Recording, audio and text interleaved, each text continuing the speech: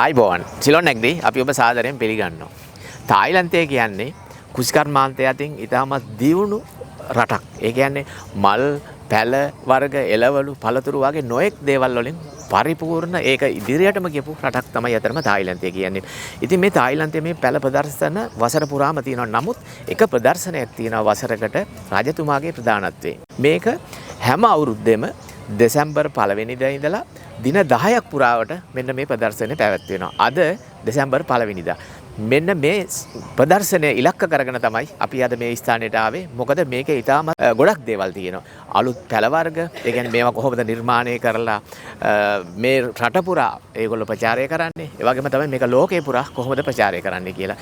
නමුත් මේ ප්‍රදර්ශනය නැරඹීම සඳහා මුළු ලෝකෙම විශාල ප්‍රමාණයක් වෙනවා. අපි පුළුවන් විදිහට මේක දැනුවත් කරන්න බලන්න තියෙන අලුත් නිර්මාණ කියන්නේ වසරක් මේකේ ඉන්න වගාකරුවන් අලුත් නිර්මාණ එකතු කරලා මෙන්න මේ රජතුමාගේ උපන්දිනය අල්ලලා තමයි මේක ප්‍රදර්ශනයක් බවට පත් කරලා මේ අලුත් පැල වර්ග ටික ඉදිරිපත් කරන්නේ. ඉතින් අපි බලමු මොනවද ඇත්තටම මේ වසරේ, ඒ කියන්නේ පහුගිය වසරක් හදලා මේ අද වෙනතුරු මෙන්න මේ පැල කොහොමද අපි මෙයාලා කොහොමද මේක වෙළඳපළට නැත්නම් ඊළඟ වගාකරුවන් අතට පත් කරන්නේ කියලා පොඩි රවුමක් ගිහිල්ලාම මේ උද්‍යානය අපි බලමු. ඉතින් අපි හොයලා බැලුවා මේ ප්‍රදර්ශනය ඇත්තටම කොහොමද මෙතරම් සාර්ථකව මෙයාලා පටන් ගන්න සූදානම් වෙන්නේ කියලා. මෙයාලගේ එක ඉලක්කයක් තමයි දෙසැම්බර් මාසයේ 5 වෙනිදා රජතුමාගේ උපන්දිනයේ දවසේ මල් පිපෙන්න තමයි මේක සැලැස්ම හදලා මේ පටන් අරන් තියෙන්නේ. එතකොට මෙන්න දැන් මල් පිපීගෙන එනවා. අපිට මේක තව මේ දින 10 ඇතුළත සම්පූර්ණ මේක මල් වලින් පිරුණ උද්‍යානයක් බවට පත් වෙනවා. ඒක තමයි මේගොල්ලන්ගේ තියෙන සැලැස්ම. ඒ කියන්නේ අපි කියන්නේ ටාගට් එක. අන්න ඒක බලලා තමයි මෙයාලා මේ හදලා තියෙන්නේ. මේ තියෙන්නේ උද්‍යානයේ අපූර්ව නිර්මාණයක්. අපිට පුළුවන් බලන්න මේකේ දේවල් කොච්චර දේවල් ගන්න පුළුවන්ද කියලා බලන්න. මේ අපිට මේක සාමාන්‍ය මෙයාලා ෆයිබර් වගේ වලින් හදලා තියෙන. අපිට මැටි වලිනුත් හදන්න පුළුවන්. මේ වගේ නැත්නම් තමන්ගේ නිවස අලංකාරය කරගන්න. ඒව හරිම වැදගත්. මෙන්න මේ වගේ නිර්මාණ තමයි මේ වීල් බැරක් එක පැලත් අල්ලු කරන් යන මේ ෆෙටෝනියා. ඉතින් මේ වගේ පොඩි මුදලකින් අමුතුම අලංකාරයක් එකතු කරගන්න පුළුවන්. ඒ වගේ නිර්මාණ තමයි ගොඩක් මේකේ තියෙන්නේ. ඉතින් අපි ඕක බලා ගන්න. ඔබට වැදගත් වේවි මේ බලන්න.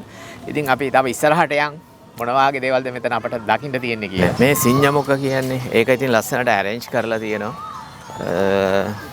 අර කහ කරඳ කියන්නේ ඒක දාලා ඔබට බලන්න පුළුවන් මේ ලන්තාන නැත්නම් බාලොලිය ඉදිරිපත් කරලා තියෙන ආකාරය තමයි හරි වැදගත් වෙන්නේ. මේ උණ බම්බුව පාවිච්චි කරලා ඒක තමයි මේ නිර්මාණයක් වශයෙන් ඉදිරිපත් කරලා තියෙන බලන්න පුළුවන් බම්බු වලින්. උණ බම්බු වලින් කරලා තියෙන නිර්මාණ ඒක ලස්සනට හදලා තියෙනවා. මෙතන නිර්මාණය කරලා තියෙනවා මේ ඔරුවක්. උණ බම්බුවෙන් ඔරුවක් නිර්මාණය කරලා මල් පැල පුරවගෙන මේ වාගේ අපි එයා ප්ලාන්ට් මේ තියෙන සම්පූර්ණම එයා ප්ලාන්ට් තියෙනවා, ෆෙටෝනියා තියෙනවා, නොඑක් වර්ග පැන්ඩනාස් වර්ග නොඑක් වර්ග බට වර්ග පාවිච්චි කළා තමයි මෙන්න මේ ඔරුව හදලා තියෙන්නේ.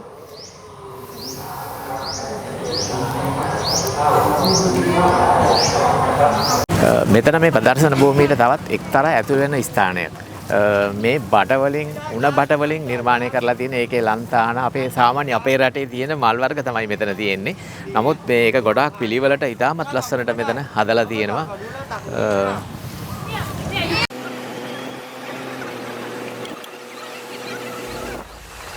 අපි දැන් මේ යන්නේ මේ ප්‍රදර්ශනය බලන්න. මෙන්න මේ උද්‍යානයේ ඇතුළත තමයි මේ මල් ප්‍රදර්ශන භූමියත් පිහිටලා තියෙන්නේ.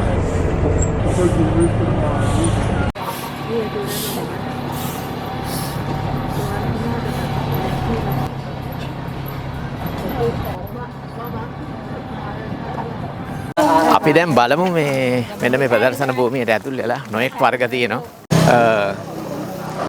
ඉතින් මේ තායිලන්තයේ පුරාවටම විසිරී සිටින මල් වගාකරුවන්, ඒ කියන්නේ පැල වගාකරුවන් ඔක්කොමලා කියන්නේ ප්‍රවීණ පැලකරුවන් විශාල ප්‍රමාණයක් අද මේ ස්ථානයේ ඉන්නවා.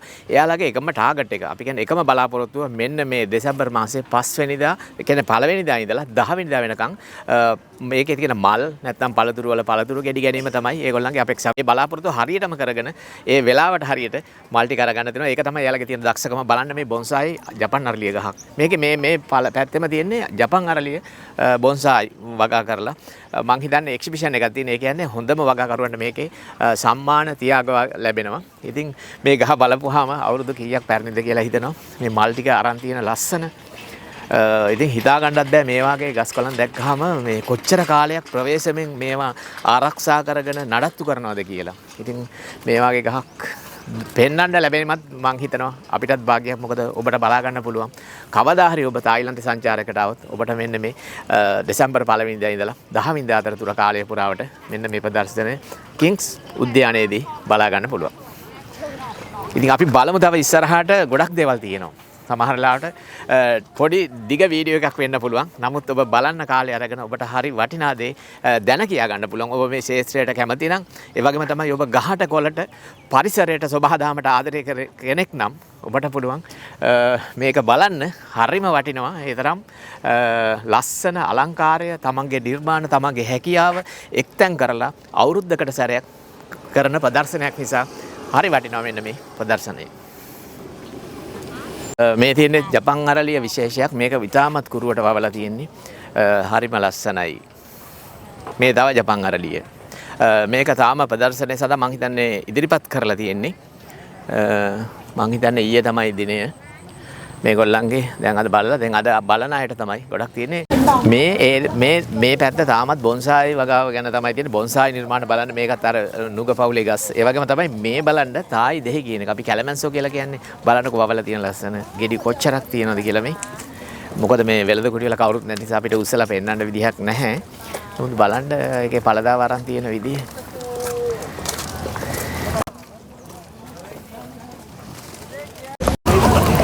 මේ දකින්න තියෙන්නේ වසර ගාණක් පැරණි සියඹල ගහක්. බලන්නකෝ මේ වයස ගැන හිතා ගන්න පුළුවන් ද ගහ දැක්කහම. ඉතින් ඒතරම් නිර්මාණ මේ කියන්නේ පරම්පරා ගණනක් රැකගෙන එනවා. අවුරුදු 200 ඒ වගේ කාලයක් හදපු ගස් තියෙනවා. ඉතින් පරම්පරා ගාණක ඉඳලා පවත්වාගෙන මේ දකින්න තියෙන්නේ මෙතනක් තියෙන සියඹල ගහ. ඊට පස්සේ මේ බලන්න බෝධිය. මේක බෝෂාකයක්. මෙතනත් මේක බොන්සායි වෙළඳ කුටියක්. මේකේ තියෙන ගොඩක් බොන්සායි වර්ග. හරිම නිවැරදි පිළිවෙලට වවන බොන්සායි තමයි ගොඩක් දකින්න තියෙන්නේ. මිනි බොන්සායි.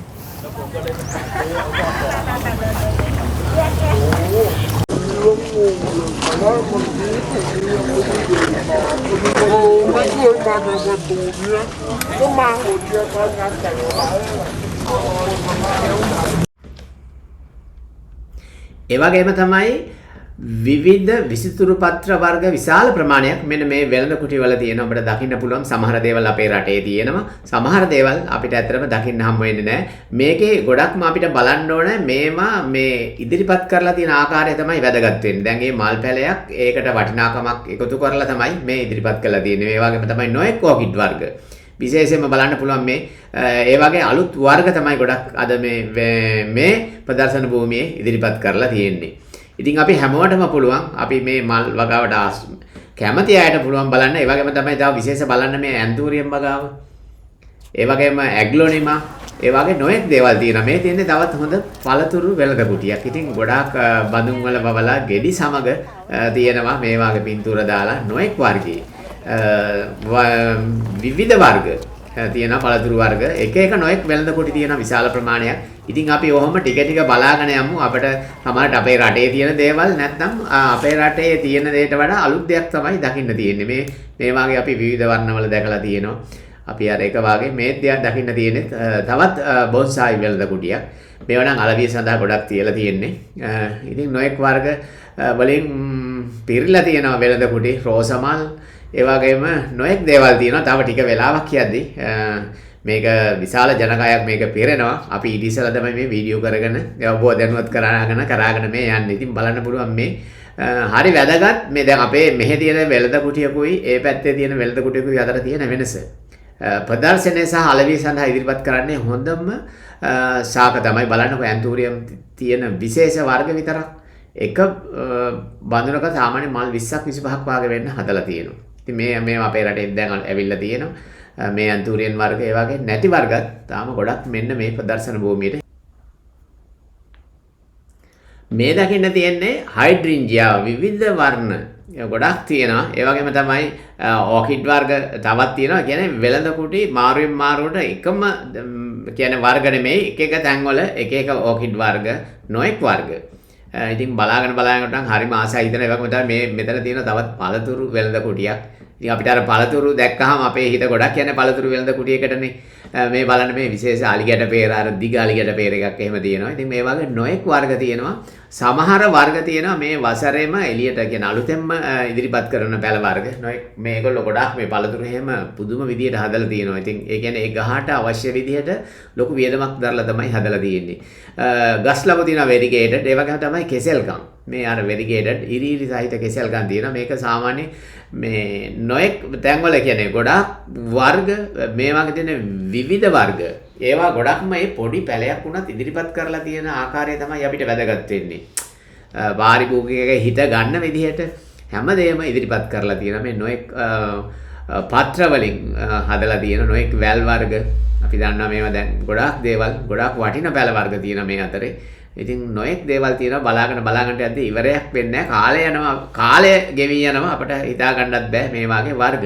දැන් සමහරලාට මේකේ නොඑක් වර්ග තමයි අපේ තියෙන්නේ. මේ තමයි පැණි ජැම්සන්. මේ තමයි පැණි ජැම්සන් ගහක බලන්න කොච්චර ගෙඩි හැදිලා තියෙනවද කියලා අපි අර ජැම්සන් කිව්වම ඔක්කොම හිතන්නේ ඇඹුල්නේ. මේ තියෙන්නේ පැණි රස ජැම්සන්. ඉතින් ඔය වගේ ගොඩක් මේ හොඳට හදලා තියෙනවා මේ ගස් ටික. ඉතින් මේ අන්නාසි මේකේ අන්නාසි ගෙඩියක් එනවා කොලේ අර වාගේ ඉරි ගිහිල්ලා තියෙනවා. රතු පාට අන්නාසි ගෙඩියක් තමයි තියෙන්නේ. මේක අර පත්‍රවලට වවන අන්නාසි නෙමෙයි. ඇත්තටම මේක පළදාව ගන්න පුළුවන්. අන්නාසි විශේෂයක් අර ඒකේ මොටයියන් තමයි වටේටම ඉන්නේ. ටිකක් මිලත් අධිකයි. නමුත් ඕක ගොඩක් දෙනෙක් මේ කැමති. මොකද හරි ලස්සන තියෙන අලංකාරය නිසාම මේ අන්නාසි තලත් මේ රටේ ඇතුළෙත් ගොඩක්ම විකිනෙනවා.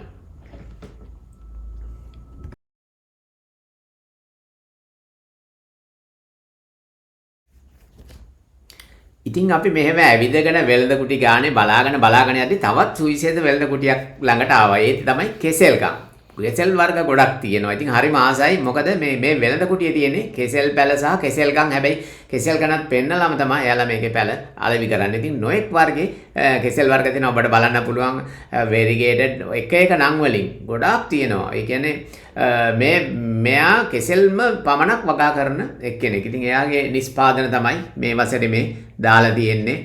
ඉතින් හරිම රස කෙසෙල්කම් තියෙනවා. එයා ඉතින් හැමෝටම පොඩ දෙනවා කාලා බලන්නත්. ඉතින් මේකේ තියෙනවා විශේෂ කෙසෙල් ගණක්. මේ අපි සමහරලාට අපි හිතන්නේ නැහැනේ. අපි හිතන්නේ එක කෙහෙල් ගහකින් එක කෙහෙල් ගන්න නෙන්නේ. මෙන්න මේ කෙහෙල් ගන්න බලන්නකෝ. මේකේ ගෙඩි වෙන් වෙලා නැහැ. මේක ගඩි කරලා හොඳ රසවත් කෙසෙල් ගණක් තමයි මේකත්. නොඑක් වර්ග දැන් අර රත් කෙහෙල් තියෙනවා. ඊට පස්සේ මෙන්න මේ තව එකක් ඔය දකින්න තියෙන්නේ තවත් කෙසෙල් ගණක්. විවිධ වර්ගවල කෙසෙල් ගන් තමයි මෙතන තියෙන්නේ. මෙතන එකම කෙසෙල් ගණෙන් ගහකින් අපේ එන්නේ එක ගහනේ මේකෙන් කෙසෙල් ගන් දෙකක් එනවා. මෙයා කියනවා 3ක් 5ක් අතර ප්‍රමාණයක් එනවා කියලා. මේකේ තව එනවා. ඒ කියන්නේ කෙහෙල් ගන කපලා ගත්තාම එයාට ඒක ආය අරක උඩට එනවා. අනේ යක් දාම්. එනේ යක් දාම්. ඒක කියලා කාර්යය.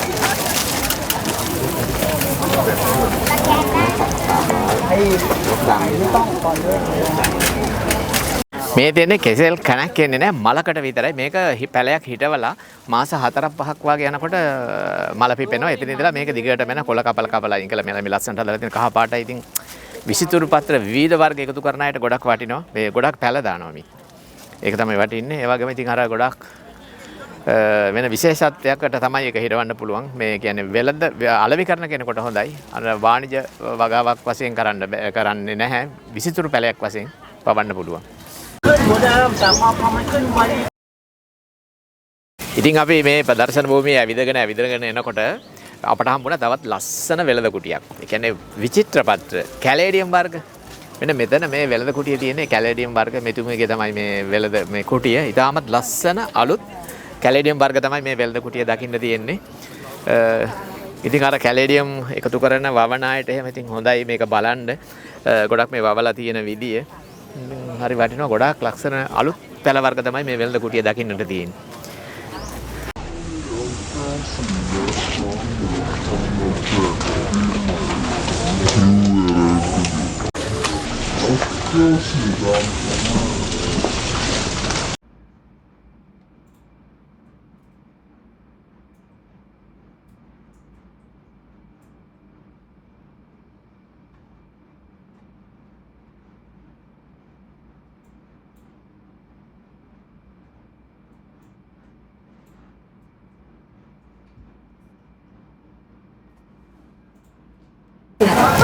අපි දැන් මේ ඇවිල්ලා තියෙන්නේ බලන්නකෝ මේ බෝගනිලා.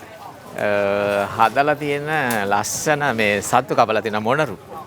කපලා ඒ පාට බද්ධ කරලා මේ බලන්න මේ ගහට ඒ බෝගනිලා ගහේ උඩරිම ප්‍රයෝජනයක් අරගෙන තියෙන මේ වගේ එකක් හදා ගන්න පුළුවන් නම් ගොඩක් හොඳයි. හරිම ලස්සනයි. මේ හිතා ගන්නත් බෑ මේ මොනරෙක් තනි කර. අර මේකට ගොඩක් අපි අර චිලි රෙඩ් කියන වර්ග භාවිතා කරලා තමයි මේ මොනර හදලා තියෙන්නේ. හරිම ලස්සනයි. වර්ග බද්ධ කරලා තියෙන හැම තැනකින්ම. ඉතාමත් ලස්සනයි. ඇත්තටම මේ අපිට කරන්න පුළුවන් දේවල් තමයි ඔක්කොම තියෙන්නේ. ඉතින් මේ රටේ ඒ වගේ තමයි ඒ උඩරිම තියෙන මොනවා හරි පොඩි ගහක තිබුණොත් ඒක වාණිජ්‍ය වටිනාකමක් දෙනවා. ඒකට අලුත් ඒක එකතු කරලා අලුත් දෙයක්. ඒක ලොකු මිලකට අලෙවි කරනවා යාලා. ලොකු දක්ෂතාවයක් තියෙන මේ බෝගනිලා බවලා තියෙන විදිහ.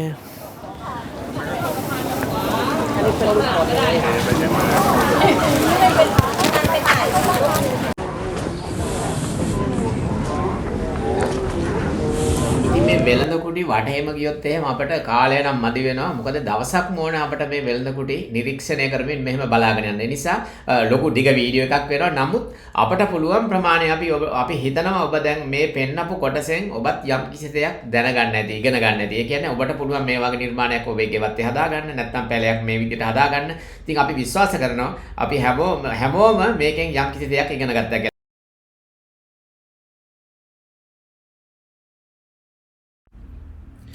ඉතින් ඔබට පුළුවන් මෙවැනි අගනා වීඩියෝ නැවත නැවතත් නරඹන්න. ඔබ මේ වනතුරු අපගේ channel එක subscribe කර නැත්නම් subscribe කර bell icon එක click කරන්න. ඔබට පුළුවන් අපි දමන අගනා වීඩියෝ ඒ සැනින්ම නරඹන්න. ඔබට සුබ දවසක්.